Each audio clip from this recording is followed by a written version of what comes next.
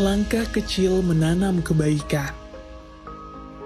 Merajut prestasi, bergerak maju menuju perubahan sikap dan pengetahuan diri. Nyalakan semangat pengemban pendidikan. Ikut berkontribusi dalam perubahan negeri. Bersama Universitas Budi Luhur.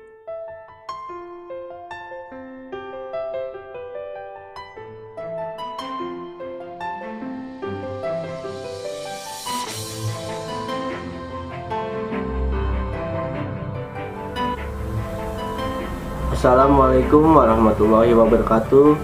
Salam sejahtera untuk kita semua dan salam Budi Luhur. Perkenalkan, nama saya Andriansah dengan NIM 19325000414. Mata kuliah Kepemimpinan dengan dosen pengampu Bapak Dr. Muhammad Mabrur Taufik, SAG, SEMM. Pada kesempatan kali ini saya akan menjelaskan materi tentang kepemimpinan organisasi yang efektif. Mari kita mulai dengan apa itu pengertian organisasi. Organisasi yaitu kesatuan sosial yang dikoordinasikan secara sadar dengan batas yang relatif dapat diidentifikasikan, yang bekerja relatif terus-menerus untuk mencapai suatu tujuan bersama atau kelompok. Selanjutnya itu ada persoalan organisasi.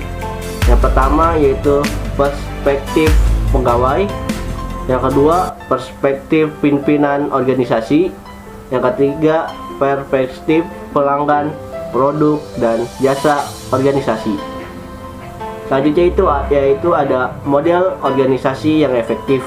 Yang pertama mempunyai visi bersama, yang kedua mempunyai misi, yang ketiga memiliki nilai, yang keempat mempunyai tujuan dan sasaran, dan yang terakhir yaitu mempunyai strategi, yaitu dalam berupa kebijakan, program, dan kegiatan yang akan dilaluinya.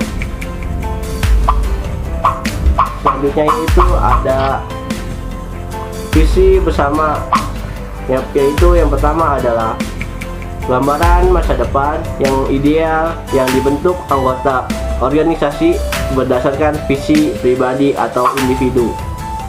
Visi bersama yaitu milik bersama karena seluruh anggota mempunyai andil dalam perumusan dan pembentukannya. Dalam menciptakan visi bersama yaitu dalam menciptakan perasaan kebersamaan dan memberi koherensi berbagai aktivitas yang berbeda. Selanjutnya yaitu ada rumusan visi. Dalam rumusan visi itu kita mempunyai syaratnya. Yang pertama yaitu ringkas dan mudah dikomunikasikan. Yang kedua, jelas dapat dipahami setiap orang. Yang ketiga, mewakili ideal umum, lengkap, tak bersifat sesat. Terus keempat yaitu menantang dan memotivasi. Yang kelima, orientasi masa depan dan menuntun organisasi. Yang keenam yaitu ada stabil, tak mudah berubah kecuali perlu. Dan yang ketujuh atau yang terakhir yaitu disukai agar menarik untuk meraihnya. Selanjutnya yaitu visi yang baik dan tepat. Yang pertama ada menjembatani masa kini dan masa depan. Yang kedua, mengklarifikasi tujuan dan arah organisasi. Yang ketiga, memuat isu-isu kritik bagi perubahan. Yang keempat, dapat mengartikulasikan dengan baik sehingga mudah dipahami. Yang kelima, perlu ambisius dalam arti menumbuhkan ilham dan tantangan. Yang keenam yaitu menggerakkan kegiatan sepanjang usia organisasi itu masih.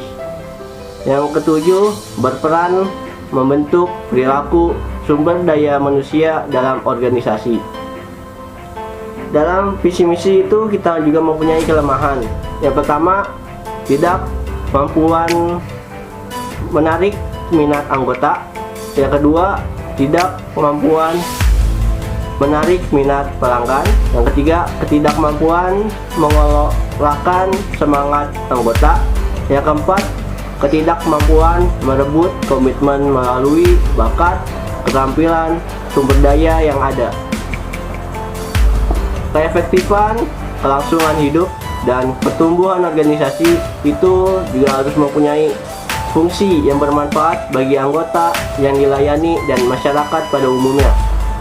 Tugas pemimpin yang mendayagunakan manusia secara efektif dengan menentukan apa yang hendak dicapai, bagaimana pekerjaan untuk mencapai tujuan yang dipilih, bagaimana merekrut, melatih, mengalokasi pekerjaan, mengelola SDM untuk melaksanakan pekerjaan, bagaimana menciptakan kondisi kerja, sistem imbalan, menjaga keefektifan dan semangat kerja dalam waktu yang lama, bagaimana mengubah organisasi akibat perubahan lingkungan, bagaimana menangani persaingan dan kekuatan dari organisasi lain.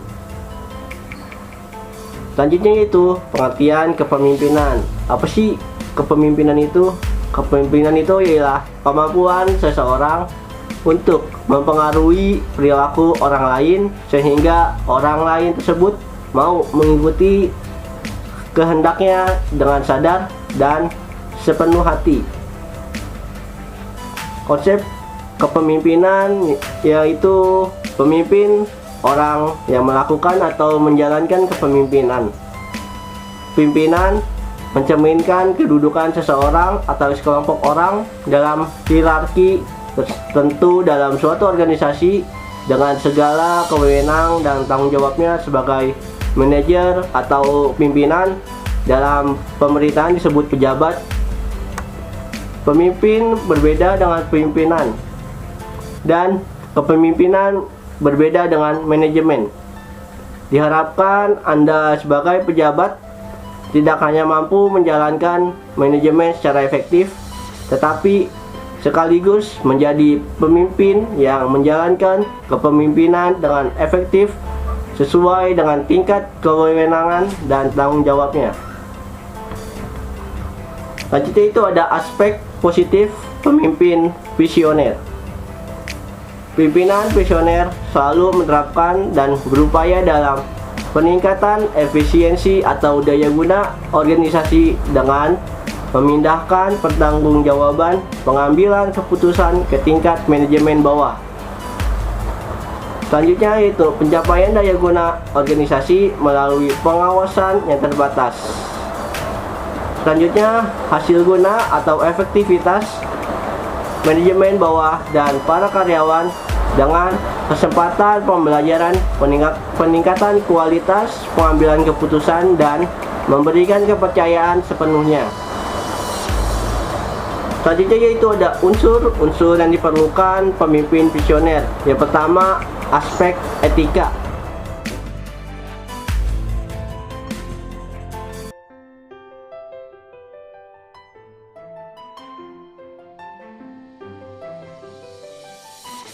Hai, perkenalkan nama saya Natasha. Di sini saya akan menanyakan mengenai materi yang sudah dijelaskan. Pertanyaannya adalah sebutkan dan jelaskan dua jenis keputusan autokratis.